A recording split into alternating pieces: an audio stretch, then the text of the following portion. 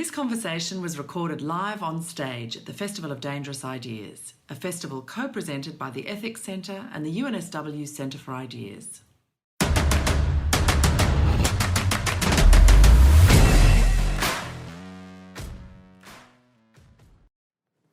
G'day ladies and gentlemen, how are you?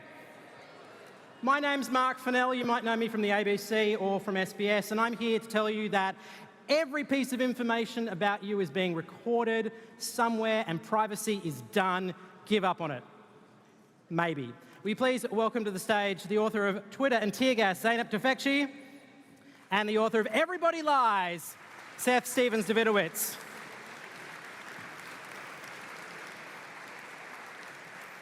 I trust you can identify which one is which. Seth has written an amazing book about where he's gone through and examined heaps of aggregated data and from that gleaned incredible lessons about the nature of humanity and why men insist on Googling the size of their penis.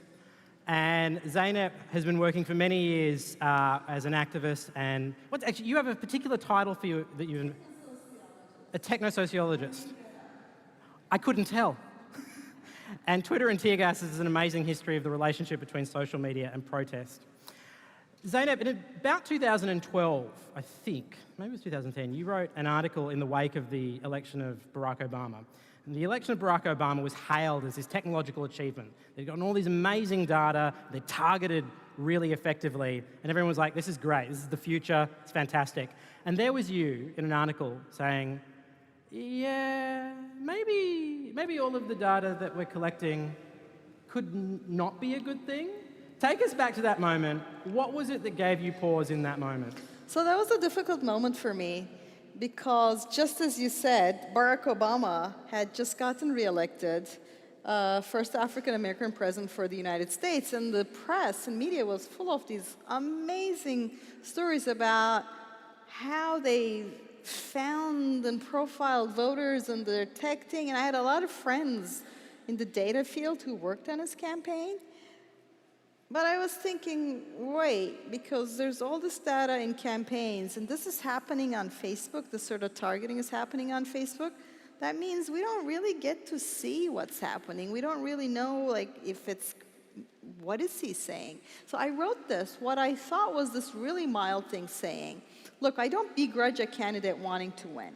I don't, and I understand why the data people want to do all of this, but this kind of, especially opaque targeting, data profile, and you say this to this person, and this to this other person, and that to that person, we don't really have a public. This is splitting the public. It's breaking it into pieces. It's very conducive to misinformation. And I said, maybe we should force Facebooks of the world to create a public database so we know what's been said. And maybe campaigns shouldn't have this much data on us, just talk to us. It's interesting you bring that up because I got so much backlash. What was the backlash? What were people saying? So there are three things. One, people were like, don't you want Barack Obama to win? I was like, that's irrelevant to my point. The second point was, we're using the data to talk to people. And I was like, you can still talk to people without spying on them so much because this is surveillance. And the third thing, which I find really interesting, is that at the time, the Democrats, Barack Obama's political party in the United States, were ahead in this data game. And I had so many people argue to me that they would always have the edge, and they would only use it for good. That they would always have the data edge, and they would always have the sort of good. Well, of course, I just listened to them, and I was like, you're deluded. The idea that historically that one side will always have the edge is deluded. And the second thing is the idea that there's all these really dangerous things you can do that it won't eventually be done. It's deluded, and it took only 4 years before some of the people who got so mad at me called me back after the election of Donald Trump and said, well, maybe we should have sort of put some seatbelts on this thing while we had the chance, and here we are. What would those seatbelts look like? Well, okay, so in this particular case, Facebook is doing it now. If there's a political ad, I would like to be a public database of what kind of ads there are being shown to people.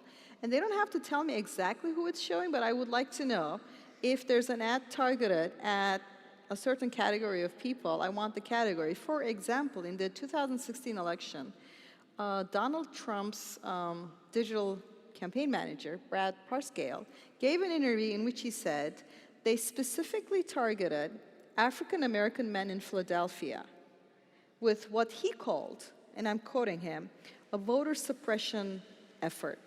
They were trying to discourage these people from voting. I would like to know what they said. That's the first thing. The second thing is, if he hadn't said this in an interview, we'd have no idea this was happening because this is screen by screen. And the third thing is, if he'd said something like that on TV, if he'd tried to sort of convince black men not to vote, you could at least see it. And you could say, this is on TV markets in Philadelphia, and you could try to do something.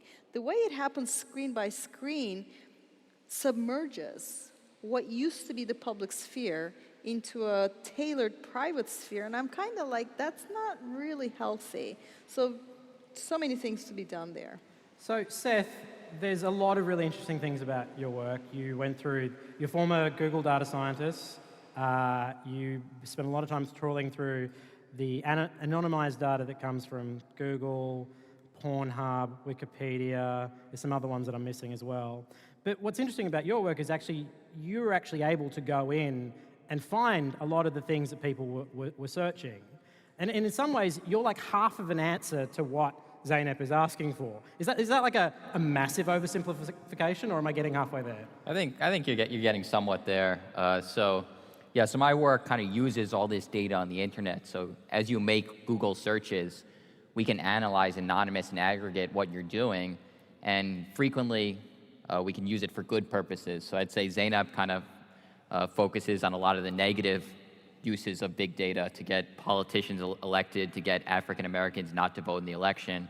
Obviously, nobody thinks those are good uses of data, but some of the uses I talk about are positive uses of data, how we can use all this revolutionary information we now have about people to help problems. So one example is they actually have studied, you can predict whether someone might get a diagnosis of pancreatic cancer based on the searches they make, the symptoms they search, a series of searches.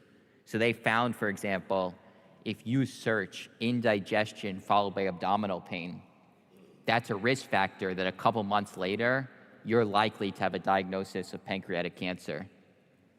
I'm really feeling sorry for the hypochondriacs out there. I know if you're anything like me, you're gonna think you have indigestion this afternoon and abdominal pain tonight. Those people will already be dead from heat stroke, it's fine. Okay, yeah. But so that's kind of a revolutionary approach to medicine that you can see just based on the precise series of symptoms you're searching, the order in which you're searching symptoms, that you might have a risk factor for disease, and maybe we could use that to intervene earlier. So for example, pancreatic cancer, the earlier it's detected, the higher your chance of survival.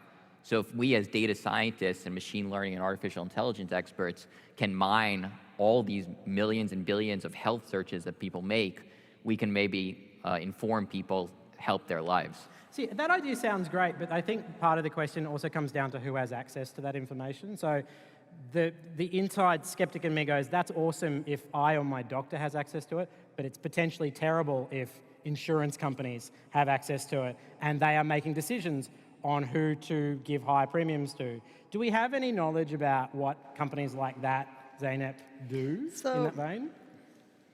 There's so many interesting things going on in what he said. On the one hand, there's a couple of great examples, like this drug interactions, people searching for a drug, symptom. It's hard to test for all potential drug interactions, so searches are great. But as you guys will all now be Googling, what was it? I'm not going to tell you anymore. Okay, so this is the problem with this. There's another case like this where you had the Google was trying to predict flu. And it turns out it can predict the flu somewhat faster than Center for Disease Control in the United States, because people can like Google their symptoms and you're kind of like, oh, there's a thing. So as soon as Google detects There's a bit of a flu epidemic somewhere, and then it's in the news. Guess what people do? They Google their symptoms, and they screw up the indication. So isn't that an argument to keep the data not public then? So this is an argument to say that it's really tricky to use big data for analytics. So one thing you can do is not make it public. But if you don't make it public, like, are you going to warn people? Are you going to tell people? How is this going to be scrutinized? The second problem that you raise is if you do not make it public, who gets any access to it, right? Because Facebooks of the world can't keep our data secure, right? And they have really great security people working on it. So if they can't keep that data secure, it will eventually, what happens if it's breached? What happens if it's hacked? Is there something to do? What kind of protection do we put in? Do we delete it in a day? Do we do stuff like that? Do we encrypt it? That's the second thing.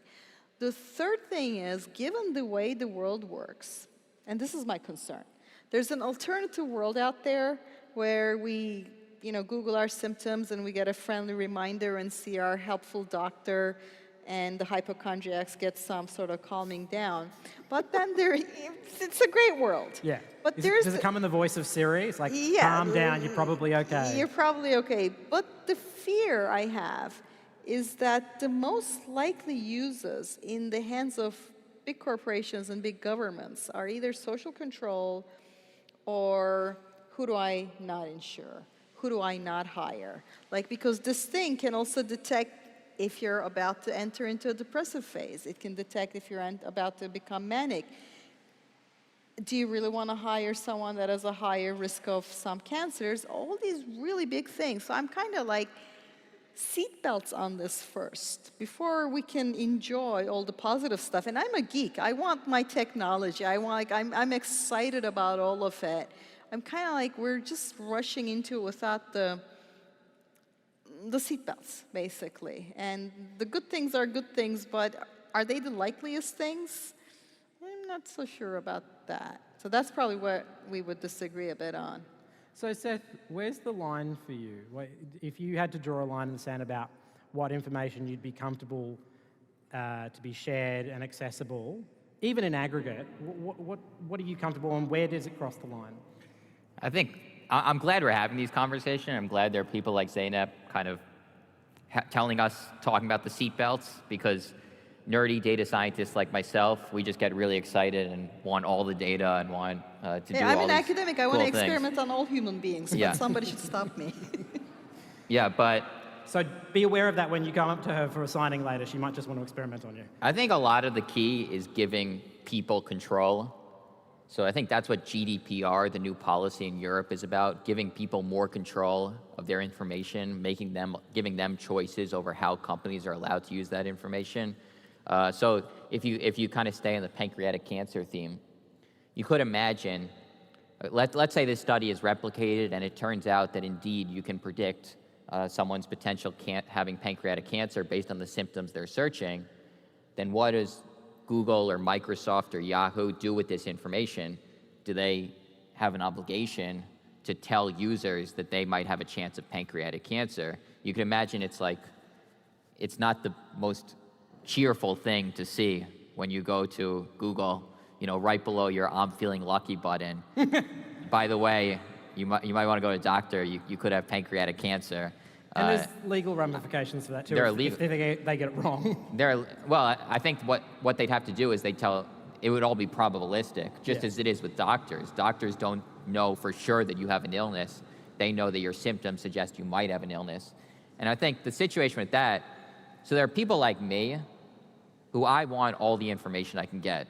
So I want to know if I have an 8.65% chance of having pancreatic cancer instead of the usual 0.01% chance, I want to be informed that. There are some people who aren't like that. They would rather not know. They kind of like a little bit less information, less panic, because some of these, they don't want to be scared all the time by the things they might have, the problems they might have. So I think you should be able as consumers to opt in, to say either, yes, I want doctors to use my searches to try to inform me of any problems I might have and help me seek out help, or no, I don't want you using my data in this way. Just don't study my searches. I'm fine as is.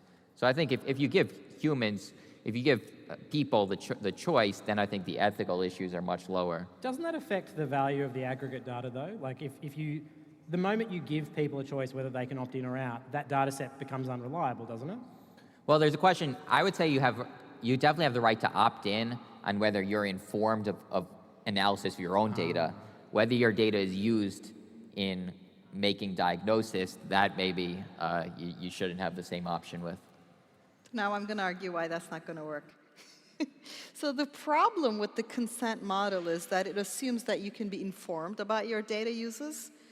The way machine learning is going, I don't think anybody can inform anyone of what their data is going to be able to predict in a few years. Right now, we know that we can use people's social media data to predict the onset of clinical depression before symptoms. 5 years ago, we didn't know that, right? We can use social media data to computationally infer. Just people's Facebook likes are probabilistically very good for inferring if you're prone to substance abuse.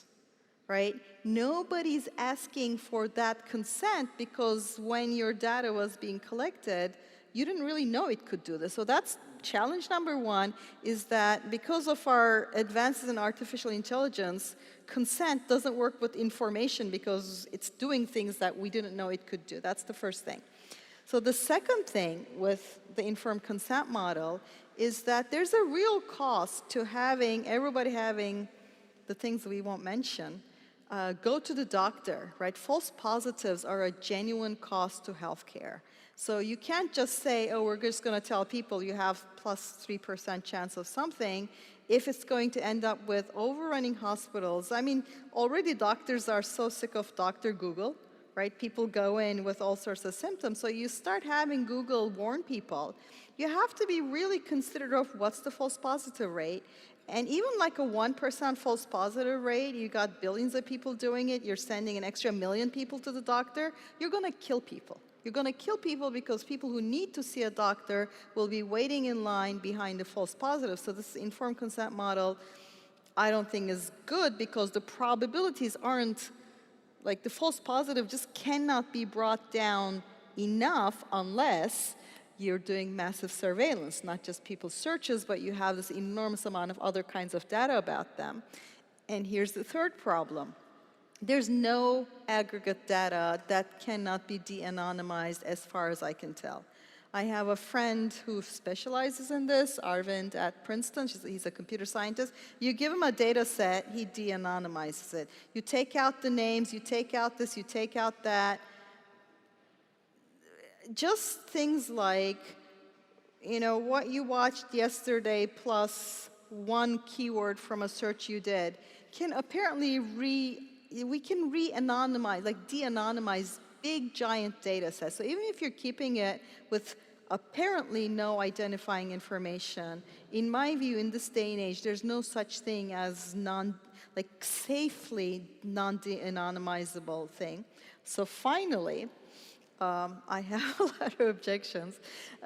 Sometimes the data that we reveal comes from emergent stuff, right? When there was a running app, Strava, that people were just using it to run their, you turn it on. It's great. Runners are great. Really popular with the US military. Yeah, well, what it happens is if you happen to be running this rectangle airstrip in Yemen and using an iPhone, oops, right?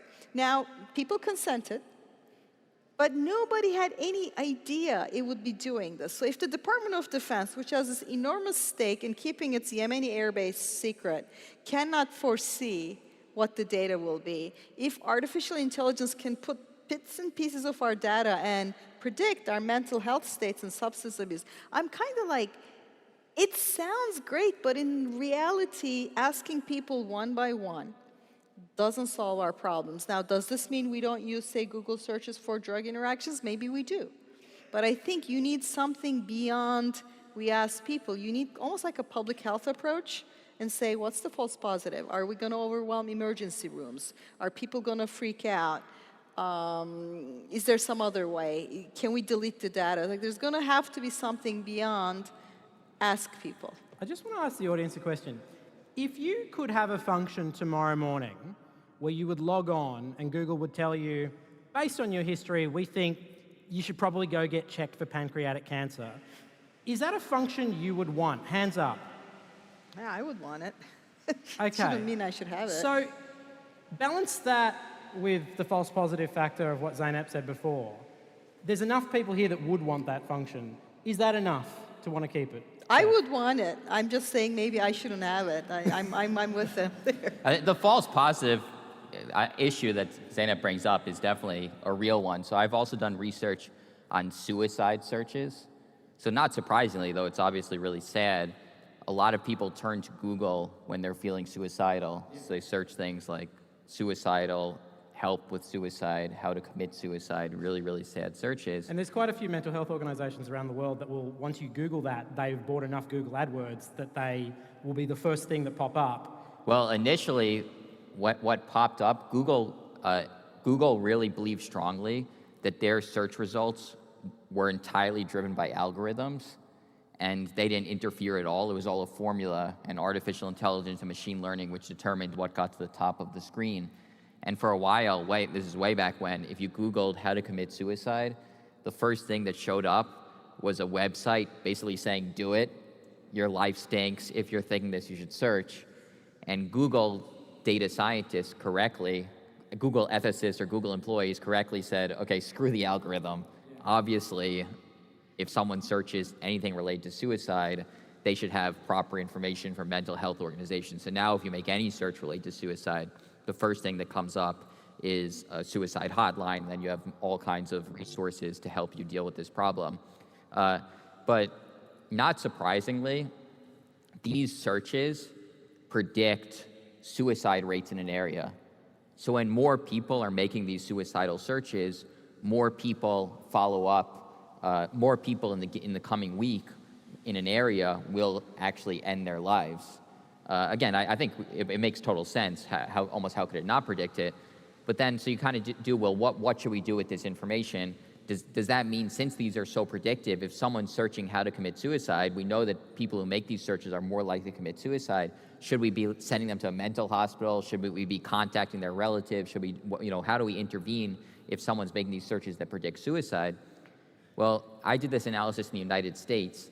In the United States, there are 4,000 suicides every month, and there are 3 million suicidal searches every month.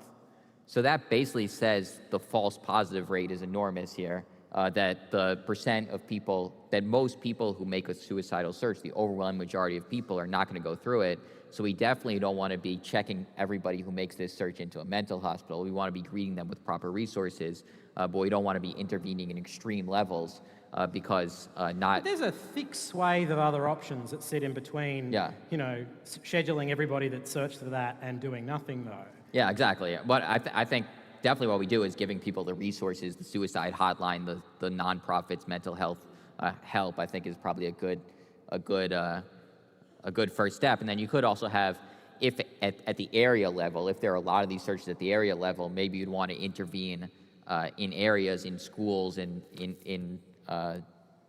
nonprofit organizations within a city, within a town, to say, okay, there seems to be some mental health problem going on here. Let's try to deal with it or talk about it. I'm curious. One of the really interesting things that comes out of your book is I guess in retrospect you can see some big changes that happen in areas sort of after the fact. And we're talking, I guess this conversation is sort of anchored around health because it seems kind of something that we all need, healthcare. Do public and private healthcare operators have enough flexibility and agility to work with fast-moving data like that? If Google called up, the Centre for Disease Control or the local ambulance and went, we think lots of people are considering suicide, is there any mechanism for them to act, in your experience? Right now there isn't, but it could be in the future. So I've been talking with a lot of companies and governments and different organizations that are trying to incorporate this data better, but it's moving very slowly. So now, right now, it's basically just not used. Right. In terms of security, so one of the interesting areas that you've covered a lot is security. What do you think is the number one aspect of data security that people don't think about but should think about? It can't be secured.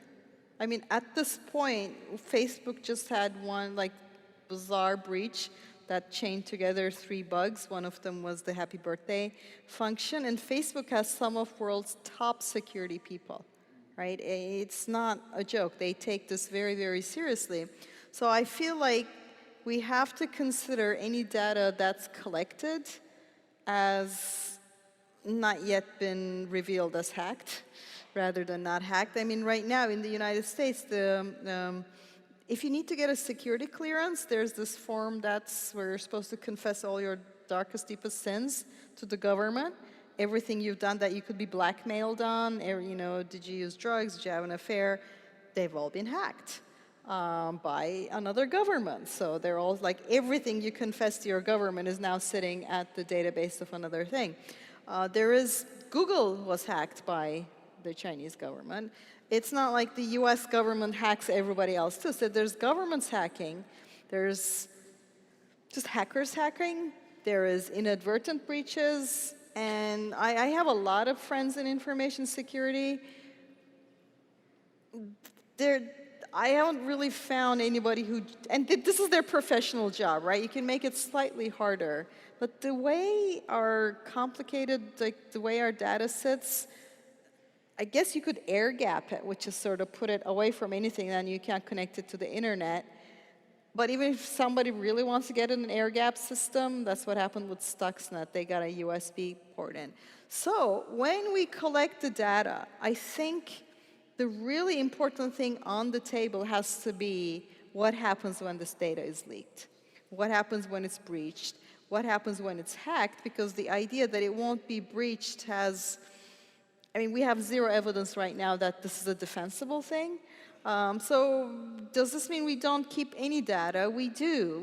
Data useful for some stuff, but I think there has to be a significant positive use case to keep it to begin with, not just keep it because we can. There has to be a lot of encrypted, anonymized aggregate as much as you can. But here's the problem. The algorithms we use, the machine learning algorithms, they work really, really well if they have lots of data. So we have this collision between the ability to do these things that companies want to do for whatever reason, and the thing they eat is data, and this lack of security. I don't think we've had an answer to this yet. Do you think the value proposition of having pieces of technology that are fueled by artificial intelligence that need big data sets and get to know you and then start working really well? They can predict you what you want to buy on Amazon, or they become really useful. The more they proliferate, the harder and the more useful and ingratiated into people's lives they get, the harder that step back is going to be. Yeah, it's true, but here's the thing. Maybe I'm from the Middle East, so I have this thing. I feel like we're building an infrastructure that's very compatible with authoritarianism, because you might have all these wonderful uses of this data, and then you have real-life governments, and you have real-life corporations, and they're usually not run by him. Right? They're run by people who think, how do I use this to sell you? How do I run this to deny you insurance? How do I use this to predict if you're going to be a rebel? How do I use this to predict if you're a minority in China that I want to now put into camps? That's the real-life use that I think we're increasingly going to see. So to me, once again, unless there's a super positive use case, an enormous amount of safety on top of it, we just kind of need to slow down, because the likelier scenario is that it's not used for us, but against us. Do you think that's true, Seth? I don't minimize concerns. I was recently talking about my work in Russia, and all anybody asked me was, is the government spying on us? And I'm kind of like, probably yes. That was when he was swiftly moved into a gulag and never seen again. Yeah. So I don't minimize authoritarian regimes. I mean, any American's optimism about their government has lowered substantially in the last couple of years. So I definitely take seriously the threats of authoritarianism, the threats of corporations using data to be bad things. I don't think that necessarily that means we should throw away all data immediately. I think there are ways to use this data to allow only certain things to be kept to only allow certain aspects of the data to be kept. But I also take Zeynep's concern that people can frequently figure out who you are even in an anonymized data set. So AOL, about 20 years ago, they released their search data set to academic researchers, thinking exactly as I was thinking, that this data could be really, really valuable for scientific purposes, that we could help people learn about mental health or all kinds of issues using search data. So they gave the data to researchers, they made it publicly available, but they anonymized it just by saying, okay, we're not going to say who made the search, just that that's user one, for example. Here's user one, their search queries. Here's user two, their search queries, up through user 500,000. And almost right away, people played around with this data set and figured out you can figure out who someone is if you knew all their search queries. So they search, for example, for maybe their name, maybe directions from their home to somewhere else, and then they make all these searches, and then also, oh, by the way, they search for herpes symptoms. And it's really embarrassing that they've now been revealed as the person who's making these searches. Right, and that's an even obvious example. Like, you can take your Netflix ratings and de-anonymize you. I mean, you don't need to search your name. The way the things we can put together to uniquely identify you, I genuinely don't think that anybody can claim. If you have 2 or 3 pieces of anything, it can be de-anonymized, which is another real issue. It is an issue. I think some of these, I think all data is kind of grouped as, we have to be really concerned about privacy and who gets access to it. I think definitely, so I've done all this work with Google search queries and Pornhub searches, and I totally get why people are nervous about where this information is going. I don't think anybody wants this the data from these sources to be released. The best case scenario is that data goes into a book like yours. Yeah. Every other scenario is very bad. It's a disaster. But the Netflix videos that people rate, or even the Cambridge Analytica breach, which was so horrible, that got so much negative press, it was basically that they had given information on what you like on Facebook, which, there's machine learning information you can use to make predictions based on it. But I mean, I don't particularly care that anybody knows what I like on Facebook. The whole point But you can predict if someone is gay, and if you're a government that wants to prosecute gay people, that information can be used to predict quite well. So you may not care, but you're pretty well off, sitting there in a well-off democratic country. You can predict those things with other data sets as well, not exactly just Facebook my likes. point. That's very true. Yeah. So the other issue with Cambridge Analytica, which goes to that point, is that a lot of this, we make it like this is this new thing from the internet, that political companies are trying to use data to influence voters. Politicians and companies have been using data forever and trying to predict these models using your shopping information, your credit cards, any loyalty cards you use and purchases you make, and magazine subscriptions you have. So this is not exactly a new issue. It may be slightly more powerful with Facebook likes relative to these other sources, but it's been the way politics has been played for the last 3 decades. I would agree that they've always wanted to do this, but it really matters if they're doing it with a baseball bat or a machine gun. So I think that's the difference, is that politicians have always wanted to find and target and micro-target and do it as secretly as possible, but now they can do it easily, cheaply, and at scale. And that's the big difference. Like, if you can do something cheaply, easily, and at scale, if an authoritarian government can cheaply, easily, and at scale figure out who's gay rather than having to employ 1 million people and try to spy on them, that's the real difference. So the way I think about it is like the players' motivations haven't changed, right? Authoritarian governments you've always had, marketers you've always had, politicians you've always had, but now we've given them this enormous, powerful tools. And it's a bit like when I was a kid in Turkey, people would wash kids in DDT. DDT is a super potent pesticide, right? Now, it's not the worst, like before your plants would get eaten, and pesticides should be used as minimally as possible, but there's really, places where you want to use them, but we didn't have the awareness that there are these potent things, and there'd be a lice outbreak and all the kids would be washed in DDT. And of course, current thinking, you'd be like, this is crazy. So this is what I think. We've got this really potent stuff. And the fact that it's potent is a big thing. It's the fact that, they're just doing what they always wanted to do.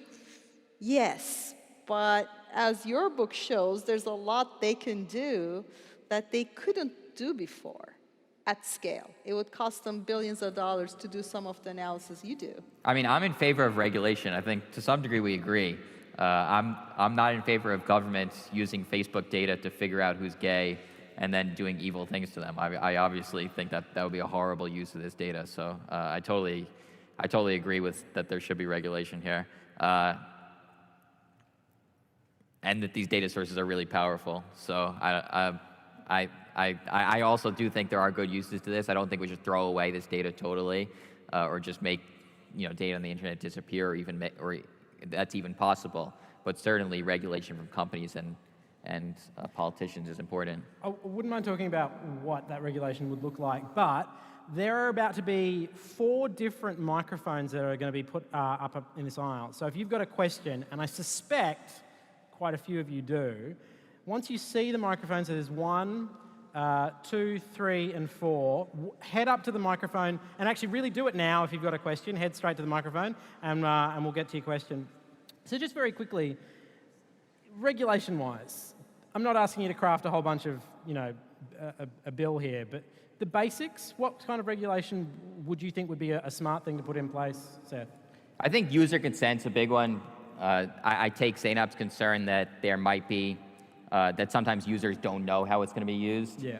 So that could be a concern. Anonymizing all data, even keeping in mind that these anonymization tools have to be stronger than otherwise. Limiting how data can be used, so what factors can go into a model. So one of my big concerns is that more and more companies are going to be relying on machine learning to figure out whether you're a good person to sell something to, or you're a good person to give a loan to, or you're a good person to hire. And frequently the things that go into their model are going to be things that historically we haven't allowed. So they're going to figure out using machine learning, maybe this person is of this religious persuasion, or African American, or this political persuasion, and maybe they might be punished for that, with nobody realizing why it's happening, because it's all happening with algorithms and machine learning. So I think really, what? Yeah. Yeah. So I'll give you an example. I'll give you an example. They can predict. People studied a peer-to-peer lending site. People applied to loans from their peers, and they had data on whether people paid back the loan. And you can figure out whether someone will pay back the loan based on the words used in the loan application. So if you use the phrase "I promise" in your loan application, way less likely to pay back. So I promise I'm going to pay back, not paying back. And then there's even more subtle patterns. If you use the word God in your loan application, God bless you, 2.2 times more likely to default, less likely to pay back. If you use the phrase "thank you," less likely to pay back. And it's just you could imagine that some data scientists just say, okay, let's just figure out who's going to pay back and create a model to make it probabilistic and figure out whether you're a good bet or a bad bet. And you're some sweet person who pays back all your loans and has all your intentions to pay back, and you say, God bless you and thank you, and you don't get your freaking loan. And it's that's obviously a pretty big concern. And I think what happened is it used to be there are certain information companies are allowed to use when making decisions. So you're allowed to use someone's previous payment information. You're allowed to use maybe someone's educational background, maybe someone's bank finances, but you can't use their religion, you can't use their race, you can't use their political party.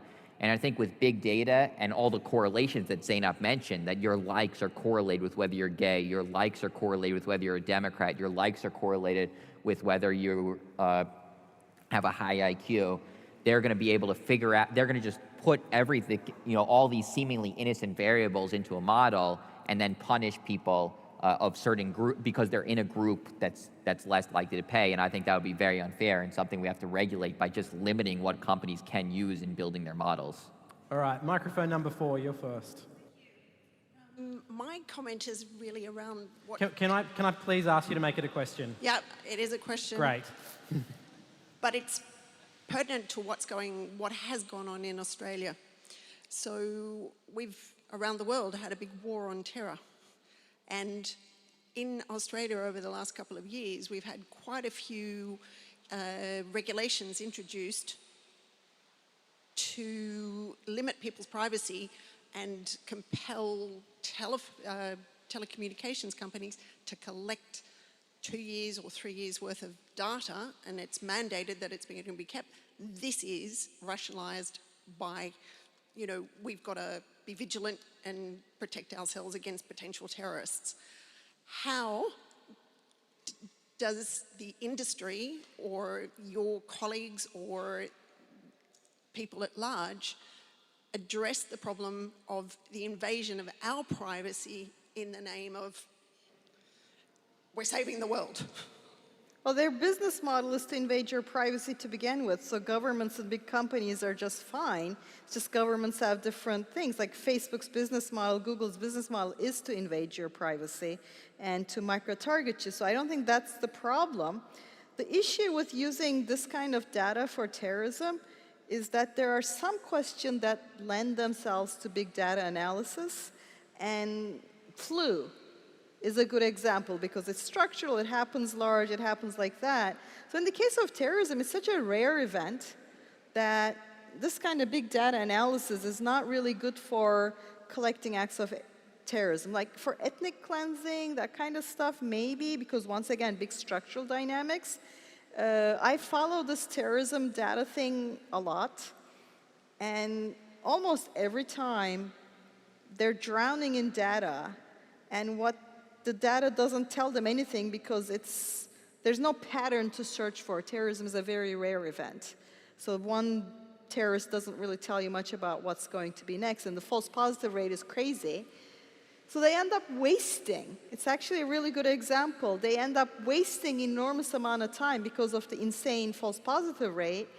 And in the meantime, for example, in the case of, there was the nightclub killings in France, they had the perpetrators on their list, but they spoke a Moroccan dialect that they didn't have translators and they didn't get the translating on time, partly because they're diluted with data. So it's, to me, really a pernicious example because the companies make money by invading your privacy, and then the governments come and say, we're going to use it for terrorism. And I'm kind of like, maybe for public health there's a case, but terrorism is, as a method, is like, it's not a good research question to be using this thing. So I find it terrible, but I have heard that from police officers that the metadata that we keep in Australia isn't at all useful in a preventative fashion, but it's quite useful for prosecution, placing somebody to scene and stuff like that. That's okay, it probably is, but of course if you could collect everybody's data forever, every prosecution would be nicer, right? I mean, this is also, true. You could do that with a warrant. Yeah, so which this they don't is, need I at mean, the the moment. fact that it's easier to prosecute people if you have massive databases or everything, I think is true.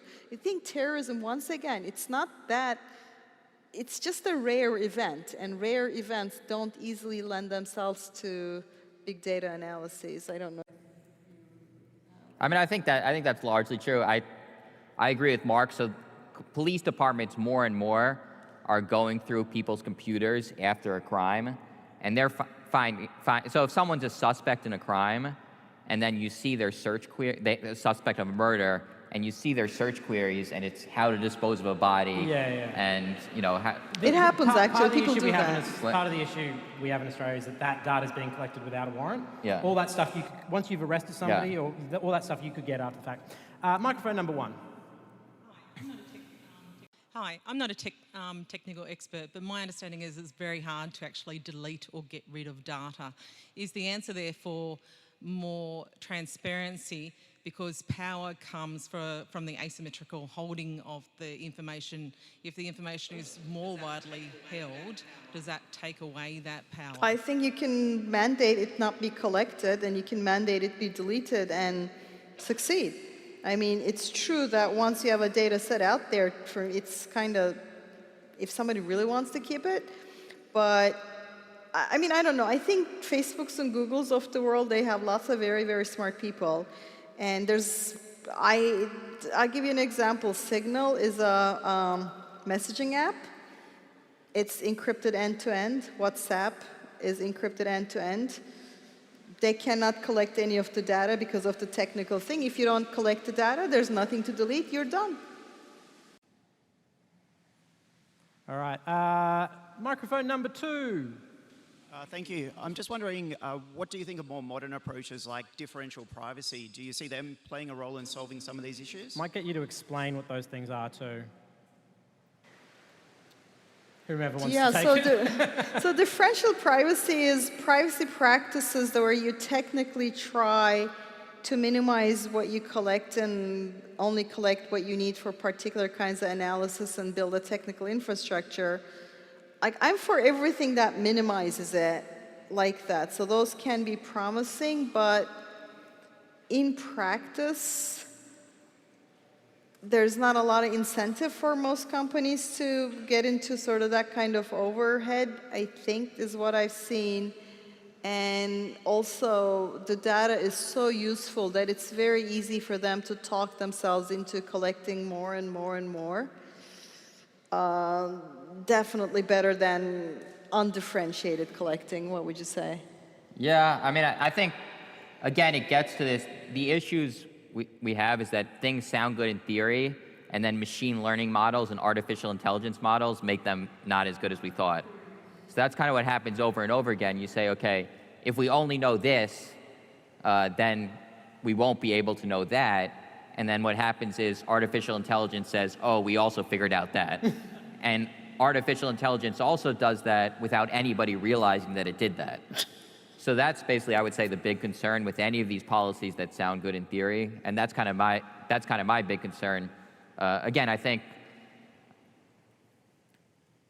if I had to say my biggest privacy concern besides authoritarian regimes, it's really the idea that people are punished for things they do without realizing it as they go through life, and kind of you're in a group of other people, whether it's people who use thank you in applying for loans or many other examples, and you're not getting things you deserve in life just because you're in a group that you're in a group that somehow is less reliable, and you have no idea that's happening, and your life's just punished over this. There's a question up at microphone number 3. Sorry you've been waiting for a while. Apologies. That's okay. Thanks for the talk. It's great, by the way. The other day I did a search for a friend on women's lace-up boots, and now I get ads for women's lace-up boots. Sorry, when we say for a friend... For a friend. Okay.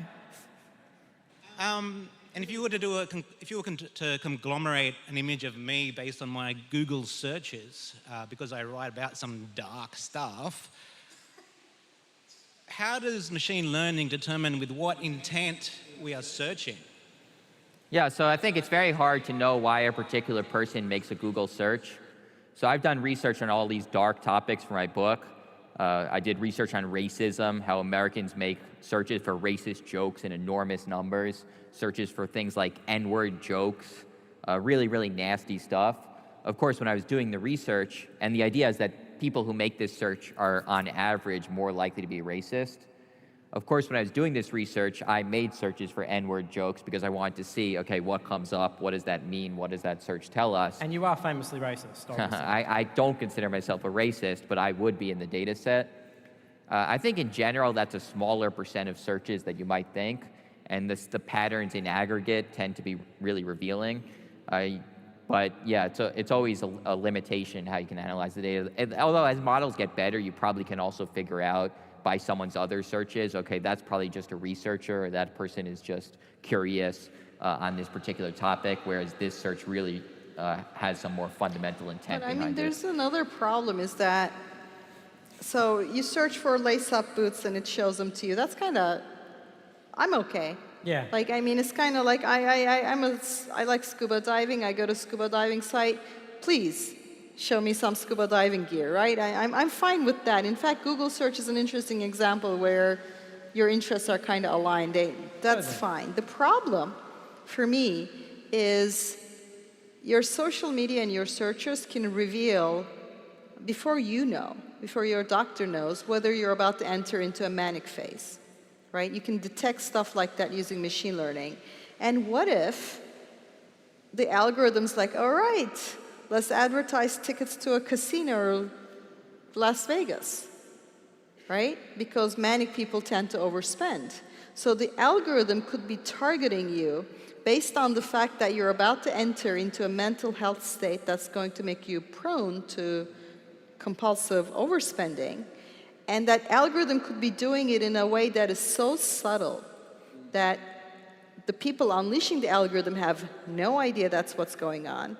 You, the person being targeted, has no idea what's going on. So you could have this very, very unethical setup without anybody realizing that's the setup, and meanwhile, your casino's doing better. All you see is the bottom line is great. It's working, right? Something's working. So that's the problem. Like he keeps bringing up, we don't understand machine learning, we don't know. That's the issue, is that we've got machine intelligence. It's doing things we don't understand, and it's doing it how.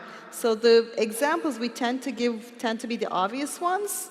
And I'm listening and I'm kind of like, okay, like that doesn't bother me. It's the ones we can't see that are quite likely in our future. That's the part that bothers me. There's a microphone at number 1. I'd love to hear your thoughts on China with the Sesame, like the social The scores. social credit scores. Yeah, and if you think there's anything unique in the Chinese landscape, or if it's a big step forward for how governments are using data, or if it's not. Forward's an interesting choice of word.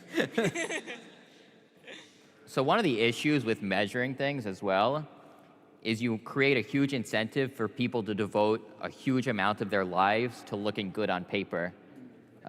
We already kind of have that in contemporary life, right? I was going to say, that's school. Yeah, there's kind of an arms race where it's like, okay, on average, if you do better on this test, you're likely to be more intelligent. So then people devote their whole childhood to getting higher and higher test scores instead of maybe better uses of their time.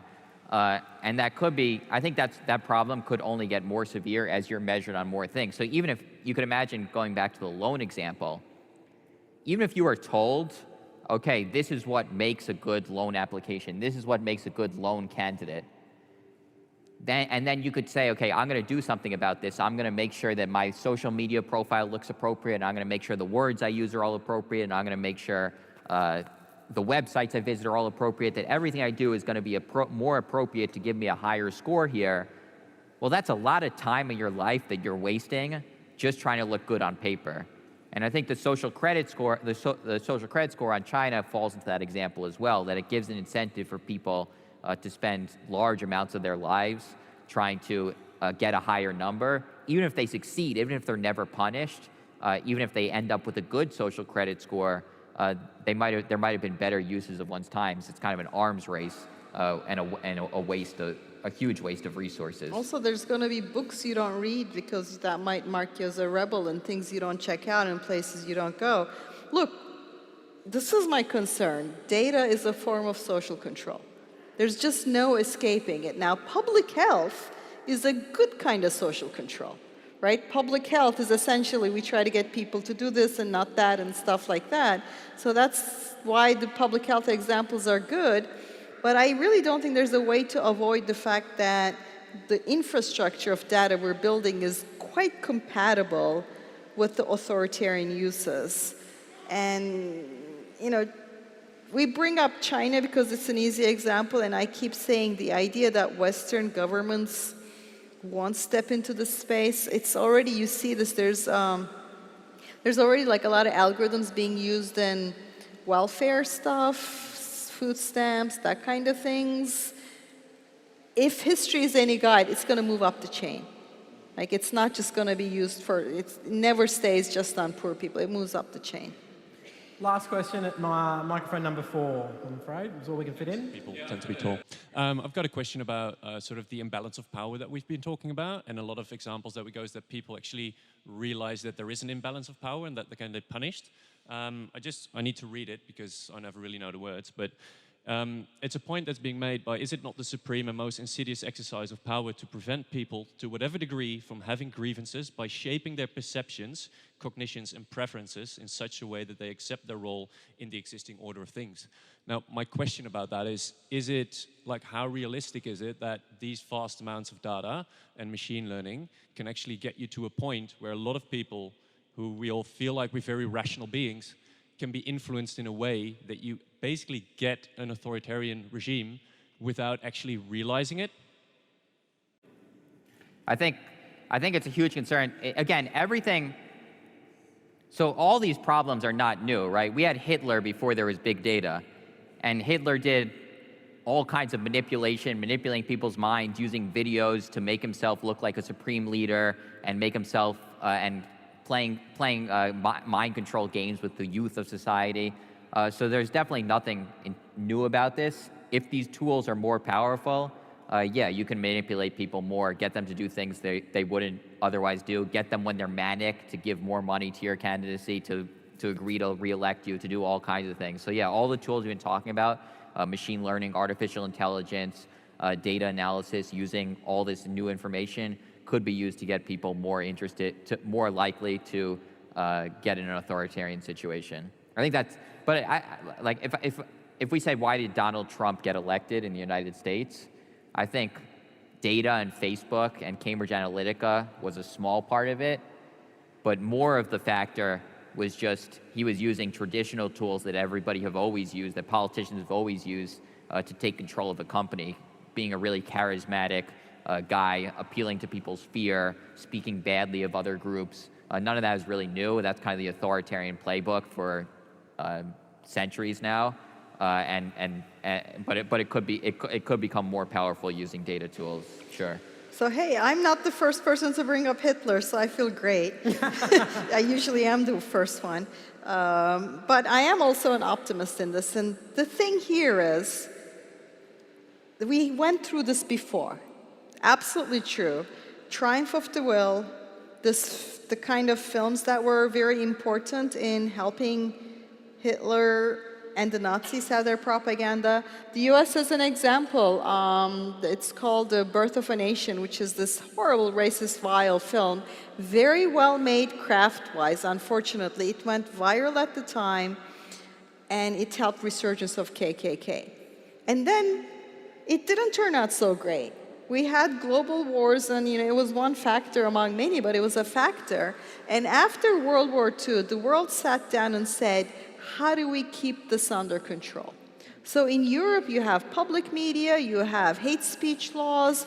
In the US, you have a Telecommunication Act that's pre-war. We had enormous number of thoughts and concerns about how do we defang the power of propaganda on mass media so that we don't live through fascism again. And I'm kind of like, this time, can we do it before we go through it again?